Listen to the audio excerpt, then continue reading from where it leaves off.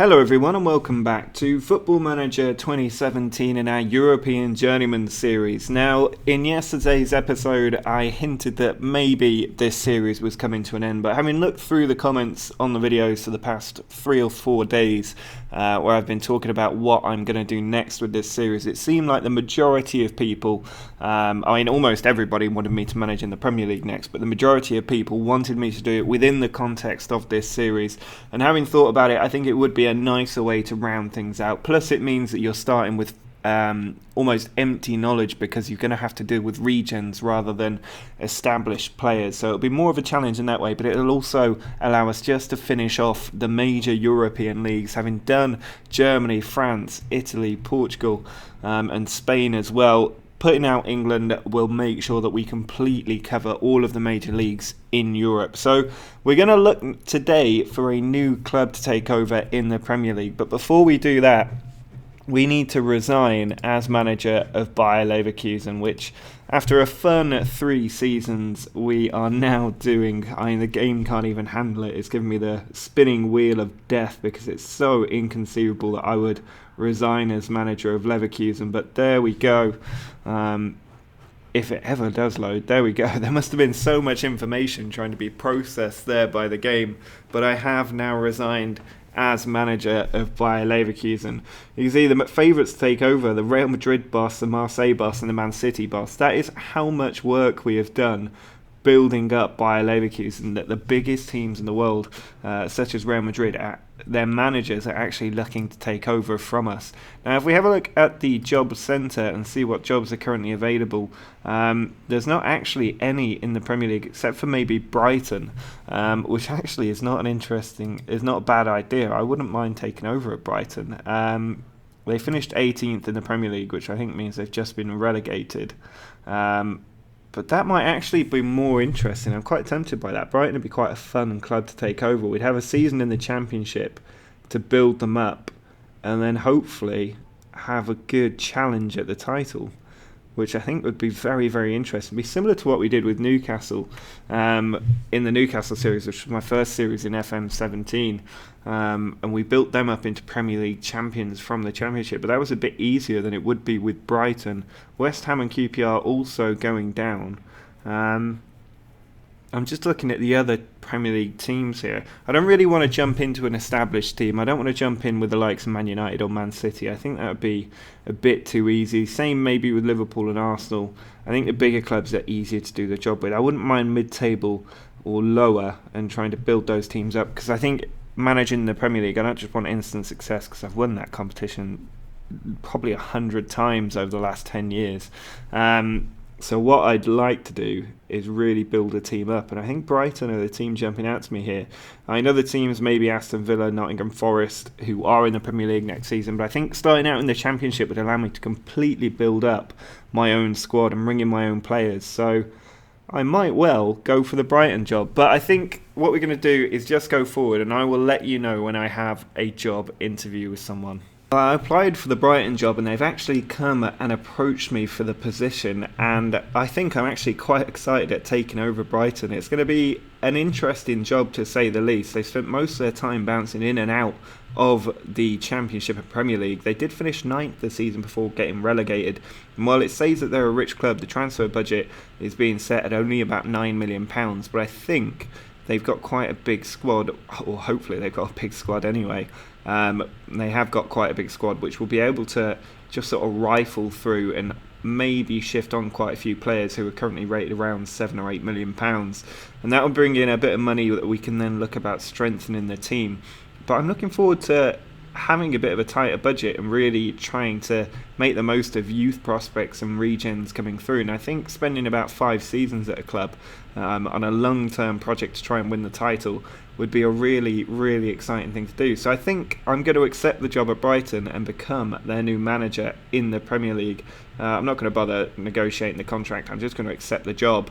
And I am now manager of Brighton and Hove Albion. So there you go. That is the new club sorted. We are back in England, but not in the Premier League. We are in the Championship, and we are going to have to build our way up after being relegated by just 3 points. One more win with a decent goal difference would have allowed Brighton to stay up in the Premier League. Nottingham Forest picked them to it.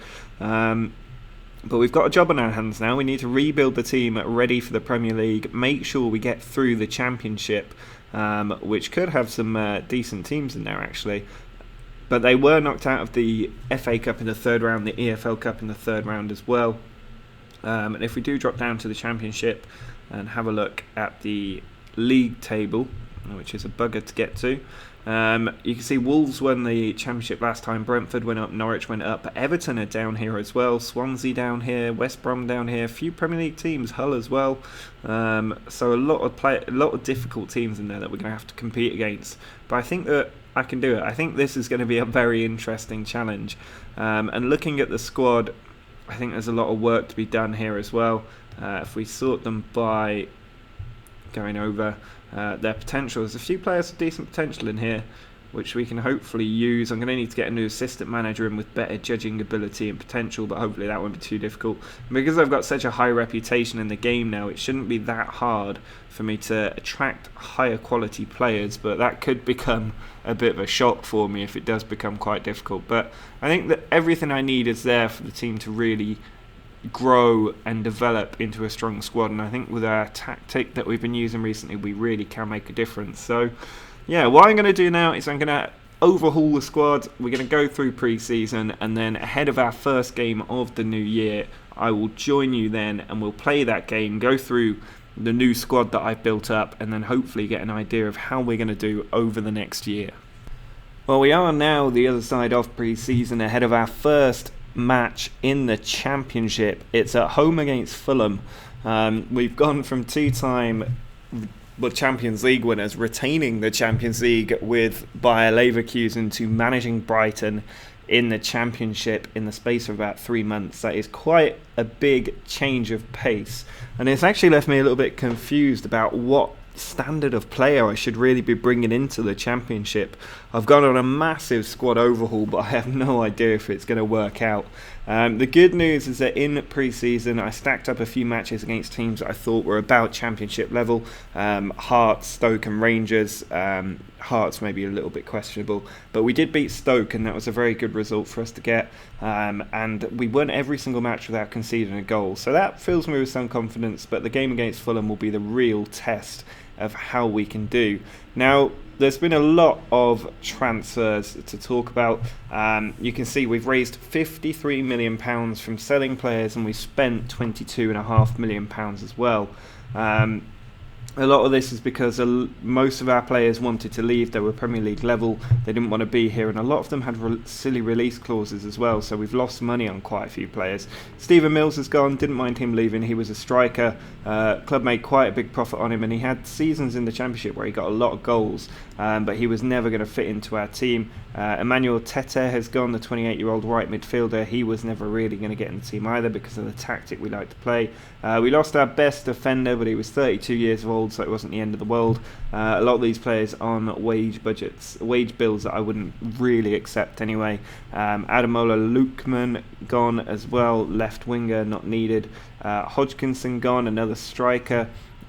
He was not a big player for the team, and he never really got good ratings, so I didn't mind him going. Jack Harper is gone, another striker, 32 years old. Mikael Jonsson, probably the biggest one to go. We lost a lot of money on him as well from the looks of it, £22.5 million. Left winger, we just weren't able to keep him, and again he wouldn't really fit the system, but disappointing loss there selling him to Leicester, but we didn't really have much choice. A couple of players retired as well, including Casemiro. We let Phil Roberts go. Danny Wilson went to Newcastle. I think it's another player we made a loss on because he had a release clause in his contract. I didn't want to lose him, and we've lost about £5 million on him, but we did make a profit overall.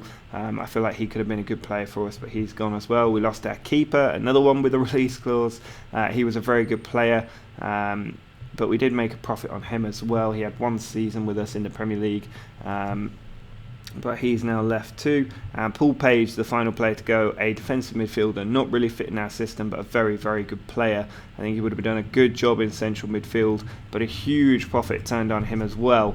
So it's raised quite a lot of money really, but it's been a mass exodus, and pretty much our entire first 11, or what would have been the first 11, has been decimated, which means that we have had to bring in quite a few new faces. So the first one in is Pospisil, I guess. Not good if you've got a lisp.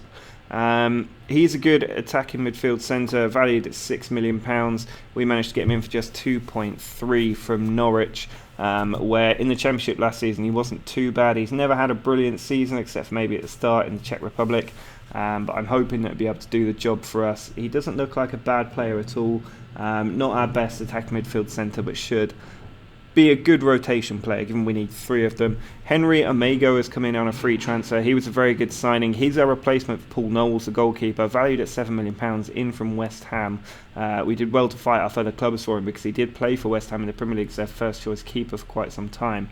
So I'm very happy at being able to bring him in. Graham Hickman, another player that we fought off a lot of competition for. He can play at left wing back, not his natural position, but he'll do a job there. He's probably going to be backup for us, a good young player worth a bit of cash. We got in Solly Coupadon, who's another attacking midfield centre, valued at £12 million. So we've done well to get him on a free. He did very, very well in Ligue 2, so I'm hoping that he will be able to do a very good job for us as well.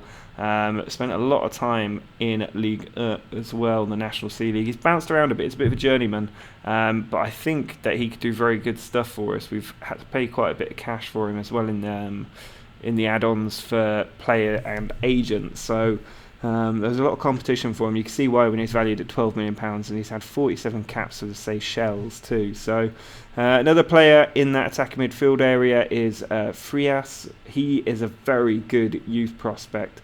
Managed to bring him in for £2.6 million from Real Valladolid, where he played 36 games in La Liga and wasn't too bad for them. So he could be a really big player for us. Max Morris, our big signing. We've snapped him up from Bolton. He's got potential to be a very good player for the future as well. Did okay for them in the Championship, but he's got good stats, and I think he could really make the difference for us. And Bomb is a real snap-up of a player. PSG just were letting him go so cheaply. A lot of clubs again interested in him, but we managed to fight them all off. He was on loan in Ligue 2 for a while. But you can see in the reserves for PSG, he did quite well, and I'm hoping that he'll do well for us as well. Beccaria, another central midfielder, valued at £6 million. There's quite a few of these bargains in here, but there was fierce competition for them. Lots of clubs going in. Most of them were put on the transfer list, which is why they're so cheap. In fact, all of our signings are either end of contract or transfer listed players, so I've stuck to that to try and keep the budget as low as possible, because I don't know really what level the players are at in the Championship.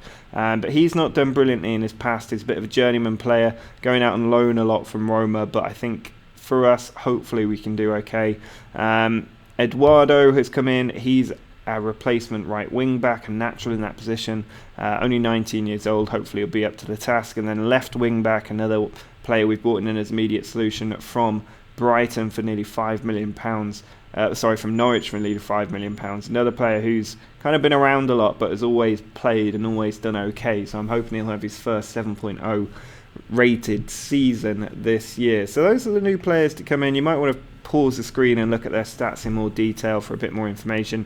But the honest answer is I don't know what level players have to be in the Championship anymore. It's not like I can just scout an existing player that I know and be familiar with what their ability is in the Championship and then look for similar rated players. I don't have a bar to judge this from, so it's going to be interesting. But I've still got an awful lot of cash, £27 million and over £500,000 of wage budget left over. So if we're struggling in the first few games, bearing in mind that the team's going to take a while to gel with its chemistry, if we are struggling, I can go out and make 3 or 4 marquee signings that will hopefully turn things around. But at the moment, my theory is that if they fit the tactics, there's not going to be a problem, because with Bayer Leverkusen, we didn't have the best team in the world, but we managed to retain the Champions League twice, mainly because his tactic is so good.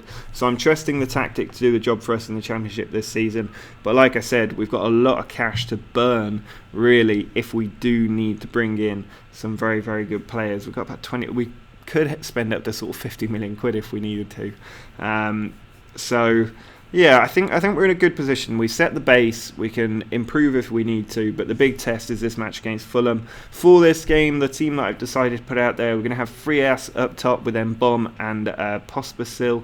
In midfield, it's Beccaria and Morris with Hickman, Soler, Gennaro, Lambeze, Carlos Eduardo in the back five, and Amago in goal. Well, it's our first game outside of the top division of any European league and our first game back in England as well, so it's been an interesting one to see how we do dropping down and also whether this tactic works in the lower leagues, because the players are not as good as they would be if they were senior squad players. But it looks at the moment in the opening 10 minutes that we are getting the right possession stats. We've had a couple of shots as well and we're keeping Fulham out. Be nice if in the Championship, because there's so many games and because playoffs will do, really, I'll be happy with the playoffs. I think that's my season objective. I don't think drawing games is bad. We've got a free kick here with Morris though, and he's found the top corner. There we go. We're off to an excellent start in the Championship. Max Morris, our marquee signing. A bit worried about how much we spent on him, but he's turned up there with a brilliant free kick to give us the lead. And we are 1-0 up against Fulham. I was saying before, what I'm hoping we can do is shut out teams to not having any shots on target. Fulham have finally had one shot, but we did it a lot when we were at Leverkusen, where teams just were unable to get a single shot on target.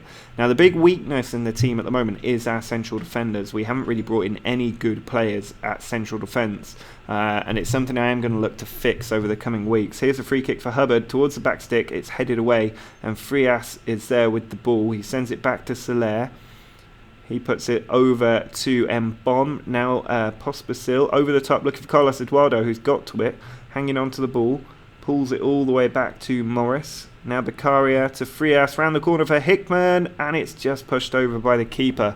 But a good worked attempt on goal there. We have got the corner coming in from Pospisil, looking for the middle, but the keeper comes out to claim it. So yeah, going forward, I am going to look to bring in at least one new centre-back, if not two, before the transfer window closes.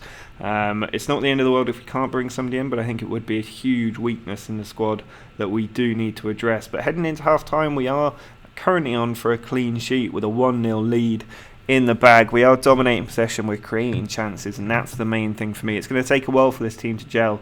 I think around Christmas time is when we usually hit our form, especially when you've made so many transfers. But I'm very happy with the fact that we're leading and the team are responding well to that. We just need to see out this second half now and hopefully not give away any silly goals, because 3 points in our first game would be huge for morale and would help set up the season in the right way. I think the main thing at the moment is building up that morale as much as we can. And here's Carlos Eduardo, but he's lost the ball there to Christian Fuchs. Now it's Cauley Woodrow on the attack. A few familiar faces here in the Fulham squad. Hubbard trying to come inside. He finds Keita. It's saved, but Keita following up is able to force that in. Amago should have tipped it around the post. And instead, Fulham have found their way back into the game. And that's what I was worried about. It's that defensive frailty. The team, though, not doing too badly overall in the average ratings. Some of the front three could maybe be doing a bit better. Max Morris kind of carrying the team at the moment. But it's worth remembering our goal came from a free kick. We haven't really created many chances in open play. Here's Carlos Eduardo over towards Beccaria, but the ball given away. Keita round the corner for Perez. He puts the cross in, and it's 2-1 to Fulham. And just like that, our lead has turned into a deficit. And Fulham may be giving us an example of where that sort of insecurity comes from me about how weak this team might actually be. And we're going to have to make some changes. The squad struggling somewhat here.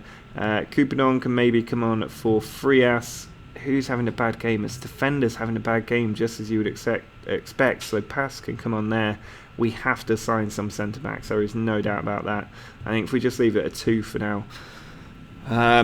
Yeah, we have to sign some centre-backs. If we can fix the defence, I think we've got enough in the team to score 1 or 2 goals a game.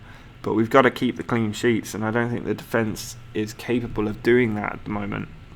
We've been the better team on paper, though, today. And it is a bit of a learning experience, these first few games before the transfer window shuts. We just need to find where our level is. Now, here's Soler, sending the ball out wide to Pask, who's come on off the bench.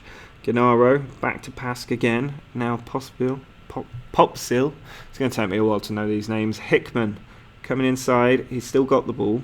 Both players challenging there on yellow cards, but nobody getting a second one. Hubbard counter-attacking for Fulham. He's tackled by Hickman. Now Coupadon onto Mbom. He puts it over the top. Coupadon in on goal off the bench, but he's flashed it the wrong side of the post. Really disappointing he wasn't able to get that on target. I think we're going to have to change the central midfielder here. Beccaria is struggling a bit, so we can bring maybe Bueno on to see what he can do. It is going to take me a while just to figure out which of these players are actually good as well, because you can only trust the assistant manager so much in his ratings of players. So after a few games I'll get an idea for who my preferred players are. But this really is just a huge unknown for me. I think this could be one of our hardest ever seasons. It'd be hilarious if after winning the Champions League 4 times I get sacked as manager of Brighton in the Championship. Tame effort there from a long way out. 5 minutes to go. It doesn't look like this is going to be a winning start to our time in Brighton, and it's really disappointing to lose our home game as well, especially when it looks like we have been the better team. But Fulham have made the most of the 2 real opportunities that they had. They had 2 clear-cut chances. We had 2 clear-cut chances. They took them both. We only took 1. Here's Eduardo's throw in, but there's only 30 seconds left. I can't see us getting anything here. Coupadon over to Hickman. He's trying to come forward. He's got players in the middle, but gets tackled. Ayana with the ball. Sends it forward to Hubbard. He puts it into Keita. Now Taminzovic. I think this is going to be a defeat for us. 10 seconds left. A really poor start to our time in the Championship. But I think Fulham are one of the teams expected to be challenging at the top of the table. It's not the end of the world. But a really disappointing start to life in the Championship. No doubt about that. From the Champions League winning, our last game was winning the Champions League. So to lose our first game in the Championship is not ideal. But across 46 games, 1 defeat isn't going to make or break our season. It just makes our job that little bit harder. And we need to recover. Our next few games are going to be against QPR away. Then it's Huddersfield, Leeds and Ipswich. And that will take us up to the end of next episode. So we'll have a better idea then. It still won't be the end of the transfer window by that point. So plenty of time to make changes to the team if we feel they're necessary. But that is going to be it for this episode. Do drop a like on the video if you're enjoying the prospect of a long slog to maybe another Champions League final. Subscribe to the channel if you want to see how we're going to do with Brighton as well. This is going to be my last club, so if we get sacked, that is how this series will end. Hopefully that isn't the case. Ideally we'll make it into the Champions League and have a good crack at trying to win the competition. But this is going to be the very last club of this series. So give me ideas for what you think the next series should be as well. But let me know your thoughts down in the comments. And until next time, see ya.